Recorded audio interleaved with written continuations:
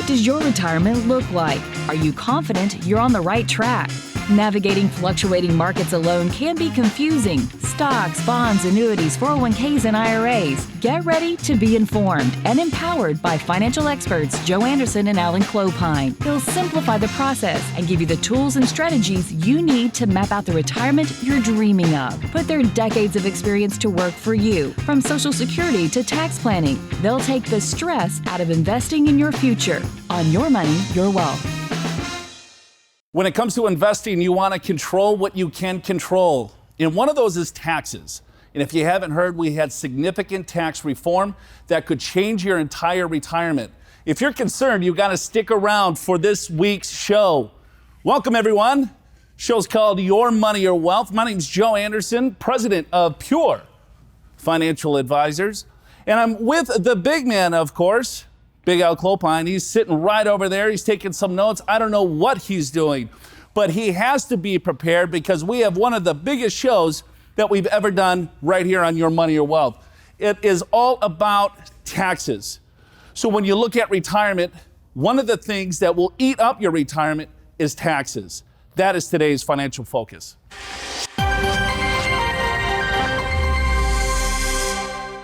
The president signed into law late last year the Tax Cut and Jobs Act.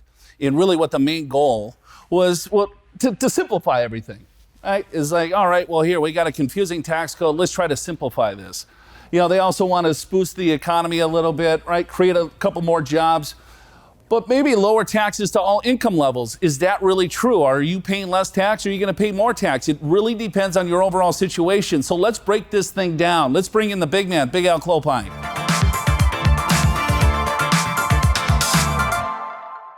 Yeah, Joe, you are right. There were a lot of changes in the tax code. And so that's what we're going to spend the first part of the show talking about, is some of those changes. And maybe most importantly is how are those changes going to affect you in retirement, if you're in retirement or near retirement. And then there's a couple strategies like Roth conversions and some charitable strategies that became more important than ever. And Joe, for one thing we know is taxes.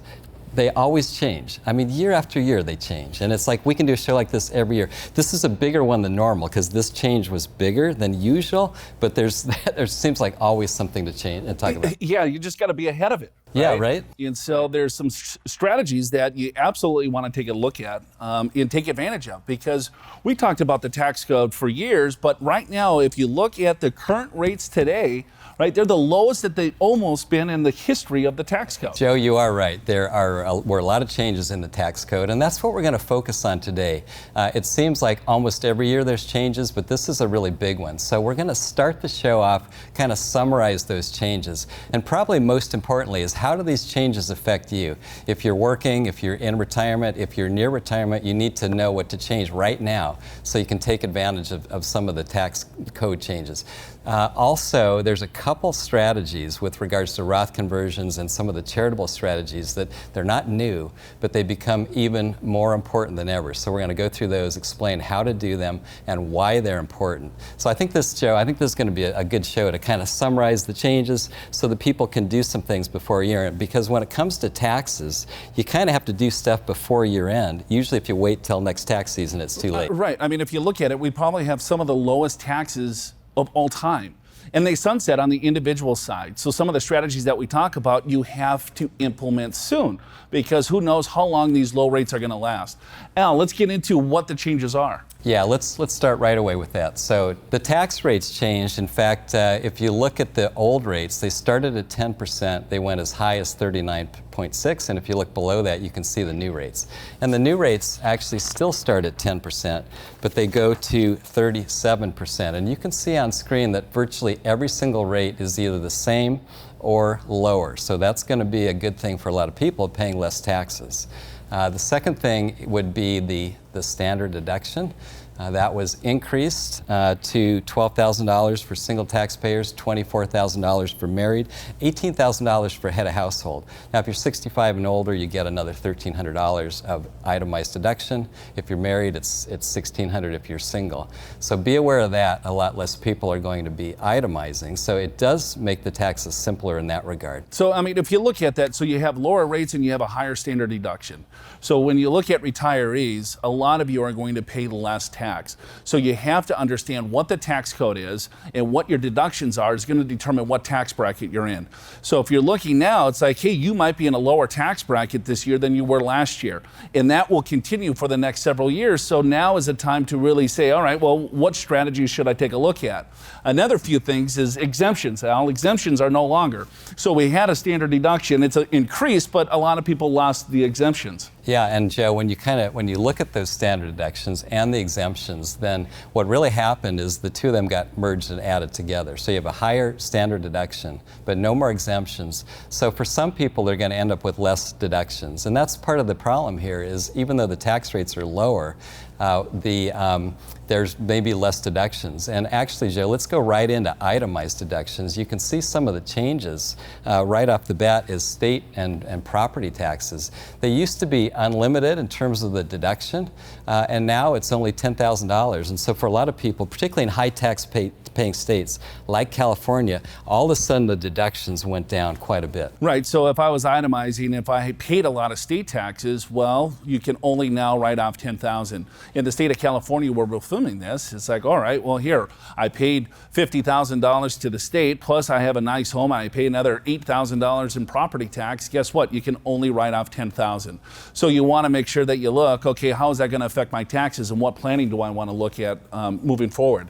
Right. The mortgage deduction is another one that changed. Not too significant, but there was some changes there. Well, there were some changes, and so let me run through that quickly because it's a little complicated. So right off the bat, what they did is they said that you can deduct interest on up to $750,000 of mortgage interest, a mortgage loan, I should say. It used to be $1 million. Now, if you had a $1 million loan before December 15th of last year, 2017, you can still deduct the interest on that. So that still works. Going forward, it's $750,000. But here's a big change. It used to be you could borrow $100,000 on your home and use it for any purpose, like buying a car, going on vacation, whatever. You can no longer deduct that interest, and that was not grandfathered in. That's not deductible unless you're using that home equity loan to improve your property. This does count still for a first and second mortgage. So a couple things right off the bat. And then another big one was miscellaneous itemized deductions, Joe, because in terms of miscellaneous itemized deductions, those were essentially taken away. So anything that was under that 2% rule, in other words, 2% of adjusted gross income, you had to get over that threshold. Anything that fell into that category is no longer deductible. So we're talking about unreimbursed employee expenses, we're talking about tax prep fees, we're talking about investment management fees, investment fees. None of those are deductible anymore. So in some cases, when you look at the loss of the state taxes and the loss of the miscellaneous itemized deductions, people are going to have a lot fewer itemized deductions, and a lot more people are going to be using the standard deduction, which will actually make it simpler, Joe.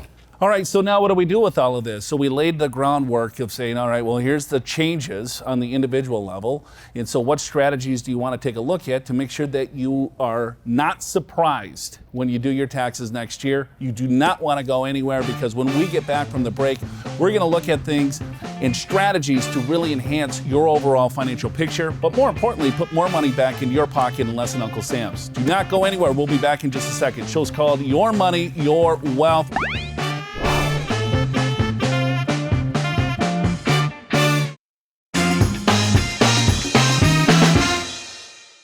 Hey, welcome back to the show. The show's called Your Money, Your Wealth.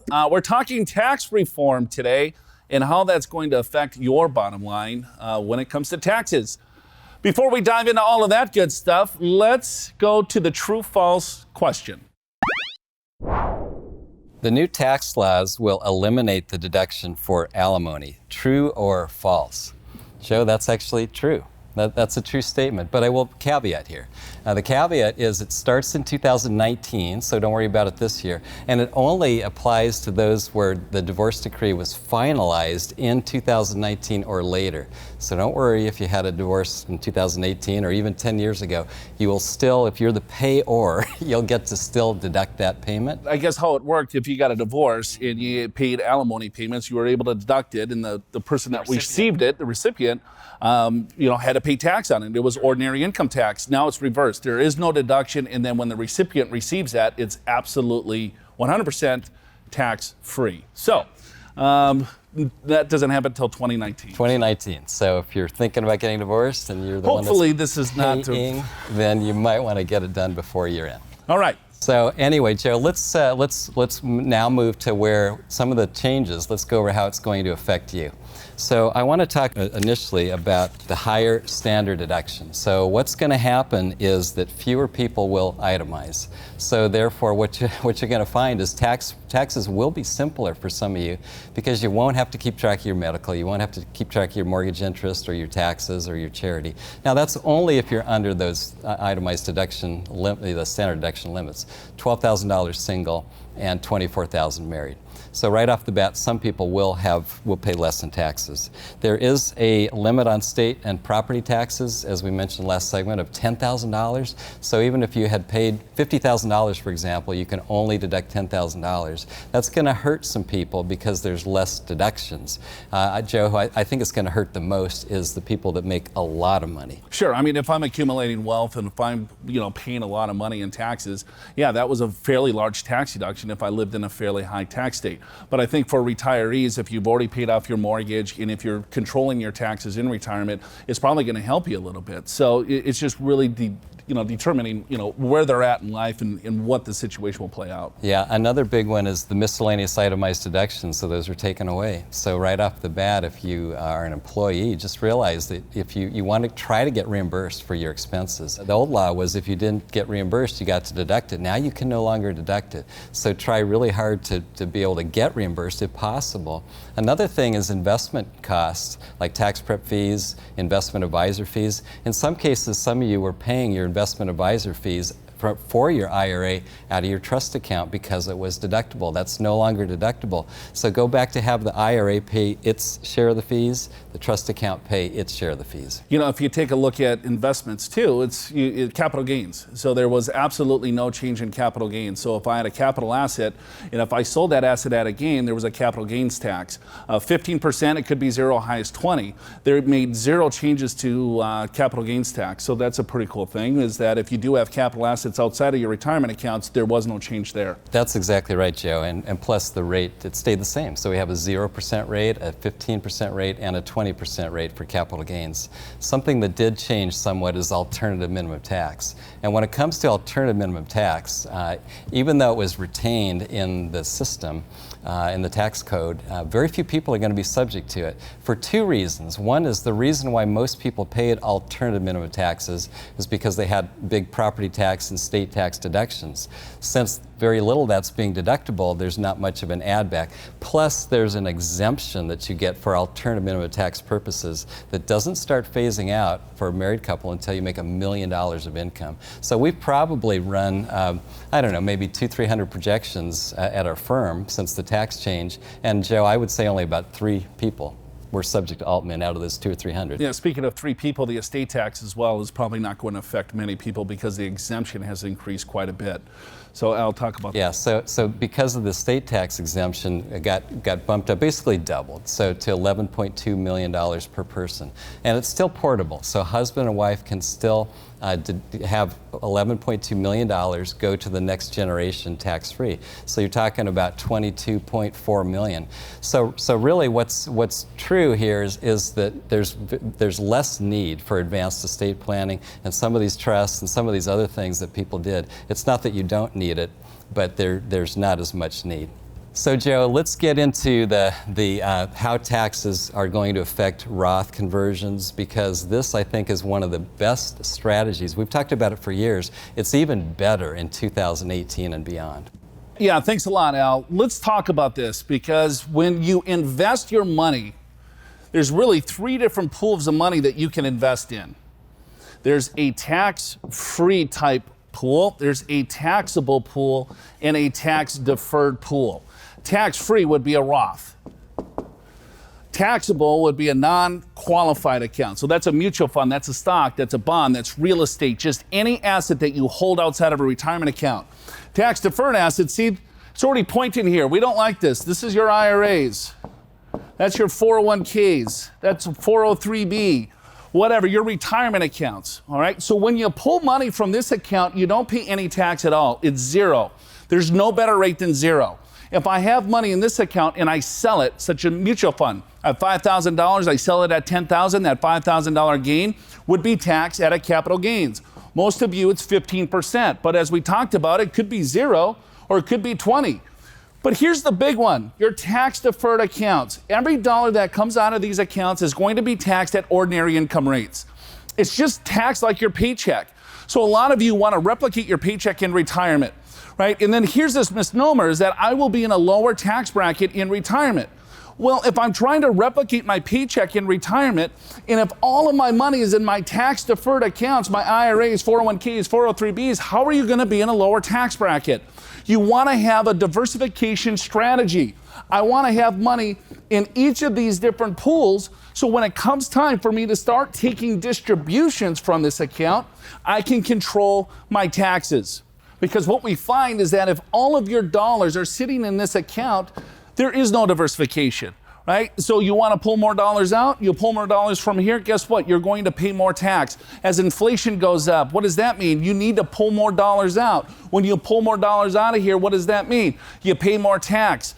There's also something that's called an RMD, a required minimum distribution. When you turn 70 and a half, you're forced to pull money out of this thing. And then when you pass away, there's another tax, IRD, income in respect of the decedent. So then that blows up on you. There's a way to diffuse this whole thing by having a little bit more control over your taxes when you start taking distributions. Because if I look at it, tax rates, stair step. And where they were, we had a 10%, we had 15, we had 25, we had 28, 33, 35, and the top one was 39.6. Today, we keep 10. 15 turned to 12. 25 turned to 22. 28 turned to 24. 33 turned to 32, and so on. So look at these gaps. There's huge differences in the overall tax code. So the point of the discussion is, if I can start taking dollars from here at lower rates, it's going to save you money in tax. But where do you put it? You put it up here. Yes, you're going to pay some tax on that, but when it's in this pool, you'll never ever pay tax again. It's tax-free forever. There is no required minimum distribution up here. Forget about it. You don't have to pull the money out if you don't need it. So when you look at it, it's like, hey, I have dollars now in each of these different areas. This looks like a bloodbath because it's going to be a bloodbath in your retirement. Because then I'm going to say, all right, well, here, I'm going to pull my account and I'm going to fill up these two brackets. But I want more cash flow, right? I want more dollars. So what do? I'm going to pull from my Roth IRA. Is there any tax there? The answer is no, it's zero. So I'm pulling more dollars out, but I'm avoiding these big tax brackets. So I can live in the 15 or 12% tax bracket, right? I'm paying that in tax, but I'm living up here. This will save you 1 to 2% on your money. It's huge. This is a phenomenal opportunity for a lot of you because the tax rates have changed significantly. Whew, I'm getting winded here. This is exciting. You don't have to buy product. You can control what you can control, and taxes is huge. We all have this wonderful opportunity, and you have to act. If you want more information on how to do all of this stuff, we have a white paper for you. Go to yourmoneyyourwealth.com and then just download the white paper. Figure out what the tax code is, what strategies make sense for you. yourmoneyyourwealth.com. We got to take another break. Don't go anywhere. Show's called Your Money, Your Wealth. Hey, welcome back to the show. Show's called Your Money, Your Wealth. Joe Anderson, Big Al, talking tax reform. I need to take a little breather, Al. Let's get into our next topic, which is what? Charities. There's some interesting thing going on with charities when it comes to your retirement accounts that people probably need to be aware of. Well, there is, Joe, and this is actually not a new strategy, but it's one that's going to become more important, so I want to go over it. It's a qualified charitable deduction. So this is if you're over 70 and a half years of age, and obviously you'd be required to take a distribution, required minimum distribution. The IRS says that you can give that distribution directly to charity, or part of it directly to charity should you want to. If you do that, then of course it's not a deduction, but then you don't have to record the income either. A lot of you are not going to be itemizing your deductions anymore, so you keep the income off of your 1040 and you pay lower tax. You can do up to $100,000 or any amount under that, and it can count for your required minimum distribution. So this is a way to go ahead and still be charitable and get a benefit, even with the higher standard deduction. So with that, Joe, we're going to go to the Ask the Experts. Let's take a look at the question from Elizabeth in Solana Beach. I pay part of my business taxes, S corporation, through my individual tax returns. Will I pay more or less in taxes under the new law? Elizabeth, great question. So first of all, a S corporation, like a partnership, sole proprietorship, you pay the corporate taxes or business taxes on your personal return. Because the individual rates are lower, you may pay lower taxes. And there's actually a new deduction that you may be able to take, depending upon, there's complicated rules, so you want to look into it. You may be able to create another 20% deduction off of your profits and pay lower taxes still. Not in all cases, but I would say in the most cases, the people would pay less taxes. What is that? Cap A? It's 199 Cap A, Joe. I just wanted to make Al seem a little smarter there. So, but for most small businesses, I think that's a huge deal. Well, it is, and the reason they did that is because corporate taxes were reduced, C corporation, from 35% to 21%, so they wanted to do something for the small businesses, so they came up with that new deduction. So let's put a bow on this show. What do you think? What did we learn today? Well, we learned that Big Al is really smart on taxes. Tax rates across the board just about went down, except for the lowest rate, 10%. Itemized deductions, some of you might have lost a little bit of those, but guess what? Our standard deduction increased. If you're single, married, head of household, for single and married, it doubled. So your standard deduction increased. So you want to look at what strategies did we talk about? All right, so now we understand the tax code. I believe that over the next couple of years, because the individual tax reform sunsets in about 7 years. So there's a 7-year window, unless they change the law again, which easily can happen, is that all of you have a phenomenal opportunity to get a little bit more tax diversification in your life. We talked about Roth IRAs, Roth conversions. How do you take distributions from the overall accounts and reduce your taxes? I think we have a phenomenal opportunity for you to make a significant impact in your overall tax life. If you want more information, I think we got a white paper out there, so you can take a look and just download it right there on yourmoneyyourwealth.com, right on our website, yourmoneyyourwealth.com. Well, hopefully you enjoyed the show. We made it through. Hopefully we didn't bore you too much, but that's it for us today. For Big Al Clopine, I'm Joe Anderson. Next week, I think we're going to get into Social Security maybe. Maybe we'll talk about investments. Maybe we get into more taxes. I don't know. It's going to be great. Have a wonderful weekend, everyone. For Big Al right over there, I'm Joe. We'll see you next week.